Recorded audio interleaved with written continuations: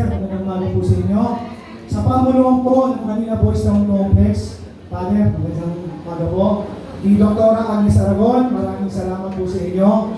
At siyempre, sa umagang ito, birthday ng ating alkalde.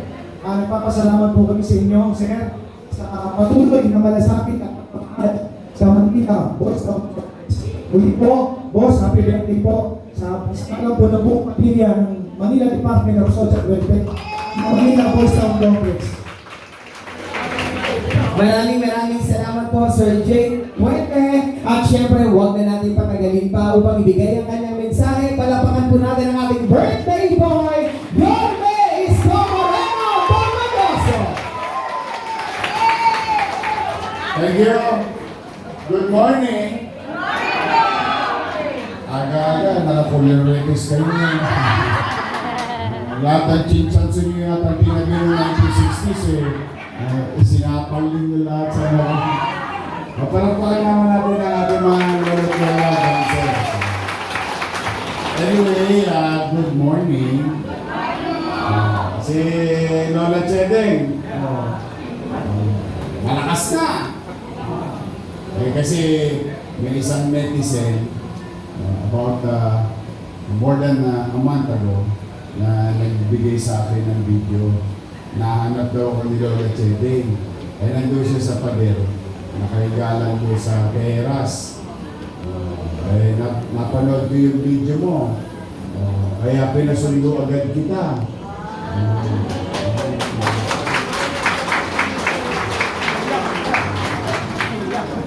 Laging may awa ang Diyos. Masaya ako dahil nagamot na siya. No? Pagdating niya dito, pinagkagad siya ng doktor, tanawa, on your way to recovery. Nay, mas marami bang tropa dito?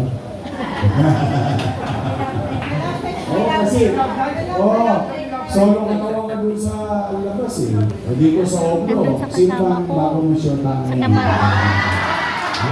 Sino ba nanliligaw si dito hindi pa nagpapaalam sa akin? Wala pa. May asik ko si Lola Jerry. But anyway, di ba nag-promise ako sa inyo last year? Babalik ako. Actually, ito yung birthday ko talaga. Yung personal celebration ko is always with you and our kids. Sa ating mga bahay na inaalagaan natin na sa privado at saka sa pampubliko. Pero may special lang lagi ang senior citizen. Di ba may utang ako? Sabi ko, naalala niyo yung issue? Nasa bote? Tama ba? Naalala niyo, nasa bote yung last year. Di ba sabi ko, babalik ako, may awa ang Diyos. Yung bote gagawin kong lata.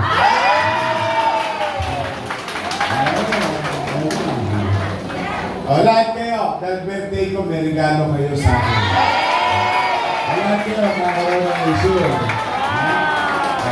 Pampalakas, pampakinis. Malamang to, next year. Thank you, Tay. Thank you. Thank you. Next year, malamang to. Nigeria, ipapaalala ko na sa inyo. Si Father, nagkakasal. Pwede ka naman ikasal sa simbahan. Father, isang lechong baka ko matuloy na. Wow!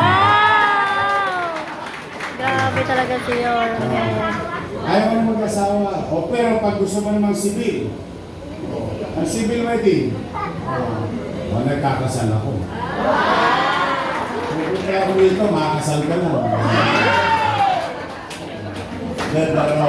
Kamusta kayo? Maaniwalas ba ang ating pasilidad? Mababalik ba yung ating mga lingkod bayan na empleyado ng gobyerno? Inalaga ba kayo? Hindi ba matigas ang ulo na? Parang pupils lang. Pero tingin ko naman, mas maaliwala sa mga mukha nyo ngayon kaysa last time. So masaya ako.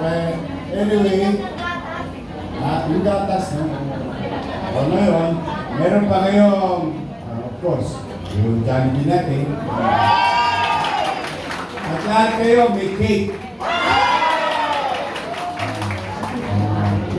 Nakajajabedis kayo. Si Yorme yung may birthday pero siya yung nagbigay ng gift. The best talaga si Yorme. Pamisang-isa. Gaano kadalas ang misa? Parang pelikula yun, ha? Nay! Nay! Ako, ang wish ko talaga, let there be peace on you. That is really my personal wish. Two things yan, with the world, because of what is happening. And most of the time, yung mga nangyayari na yun, wala tayong ka-control. Dahil laruan ng mga big boys yun. Pero bandang huli, tayo rin ang magkakama. Pangalawa, umiral na yung pag-uunawa at pagmamalasakit sa isa't isa bilang Pilipino. There is too much hate among each other. There is too much noise. Hindi natin masisi ang taong bayan talaga naghihilat po sa galit sa nangyayari sa ating bansa. Pero dahil sa kasalanan ng iba, naitatanim sa ating damdamin ng isip ang magalit sa kapwa. Kaya kung bakit lalong umiingay ang ating Panginoon. Kaya ako sabi, those who created or made mistake should pay the price. But we should not continue to hate each other. Kaya alam niyo yung mga yan, pagka tinitingnan ninyo, pagtapos at tiklop ng araw, sa maniwala kay Saidi, politiko lang ang makikinabang din.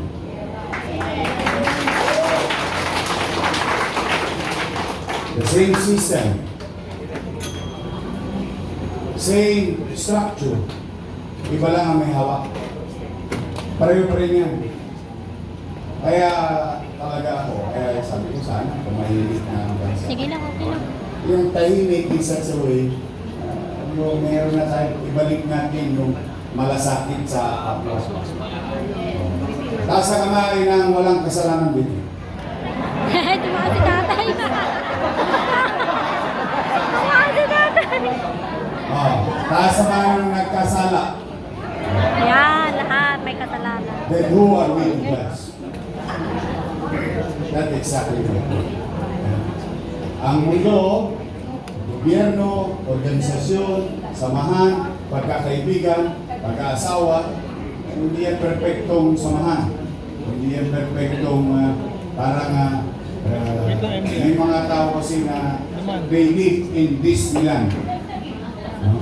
Ang tawag ko doon, the world of make-believe. Kaya sa akin na lang, yun ay talaga yung gusto. Na maibalik yung malasakit sa kapwa, pagkakaunawa. Lalo na kayo, lagi mainitin ang ulo nyo. Irritable na, tama ba? Paano ko naman di mairita? Aso-asuhon mo, masakit. Landing tempo mo, masakit. Habang yata ng sakit sa katawan, mararamdaman mo araw-araw. Tapos hindi ka pa dadalawin ng mga mahal mo sa buhay. Tapos para kang hindi nagkaroon ng pamilya. Masakit. Kaya, total, nandito naman ako. Pwede tayo na lang ng mga pamilya.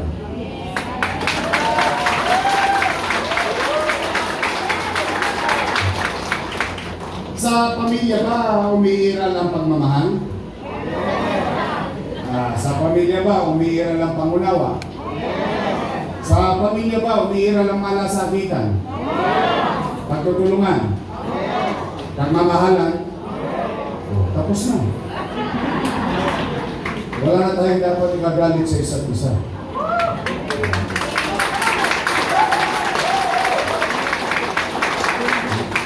Kapwa-tawad ba? Basta ako, yun ang mga sinabi ng nanay ko sa akin. Tomorrow is the death anniversary of my mother. My mother died immediately a few hours after my birthday. Kaya yung kinukwento ko sa mga kabataan sa Maynila, Yung kinukwento ko rin sa inyo. Kasi nagiging masyadong adventurero yung ibang kabataan. Adventurous. Pero sa totoo, ito tunay. Nakabilang dako ng lipunan. But then again, basta ito gusto kong maramdaman nyo araw-araw, kahit na tayo'y gipit bilang syudad ng Maynila, kahit nasa dulo na kayo ng walang hanggan, malayo ito eh. Malayo ito sa gobyerno ng Manila. Rest assured, through the leadership of J. De La Puente,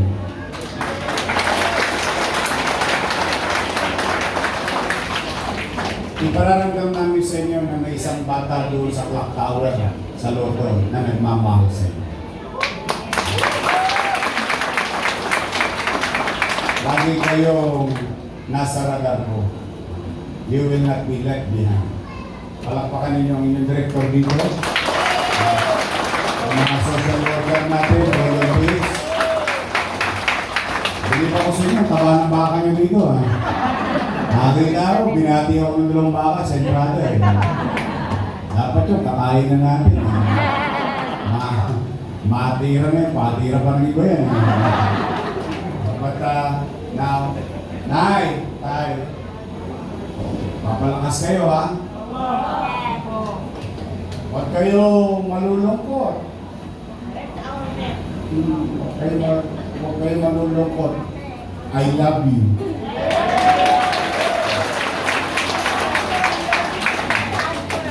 Kung inabot ko lang kayo ng araw ng kabataan nyo, nakalawit ko kayo. Maraming magaganda eh. Magaganda yung mga wala ko eh. May kalalagyan sa akin ko ng araw. But sana lagi kayo maging malusog. Huwag kayo mawawala ng pag-asa. May mga tao nagmamahal at nagmamalasakit sa inyo.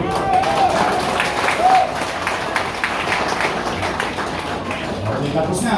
Nagawa na ng tao ang kakayanan ng tao sa kapwa niya.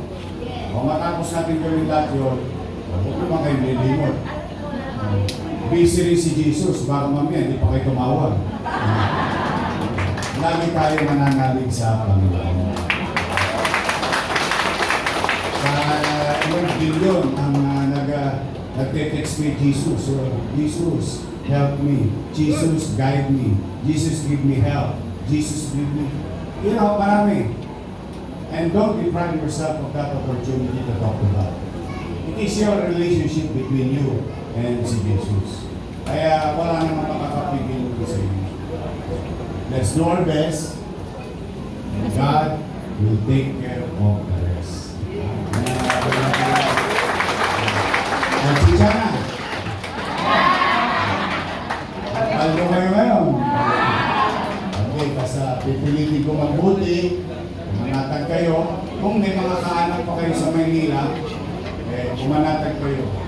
Magsisilot ako, pipilitin ko maging episyente, na mapaglikuran yung mga mahal nyo sa buhay na nasa labas.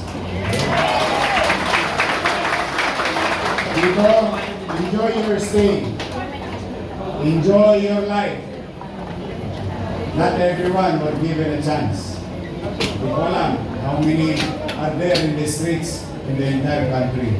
But one thing for sure, once na malaan ko, alam ko, katulad ng nangyari ni Lola Chete, we'll try our best to take care of them and bring them to proper care. Katulad nitong ating pasilita. So muli, mga nanay ko, mga tatay ko, happy birthday! The world will celebrate my birthday. Alam niyo ba rin?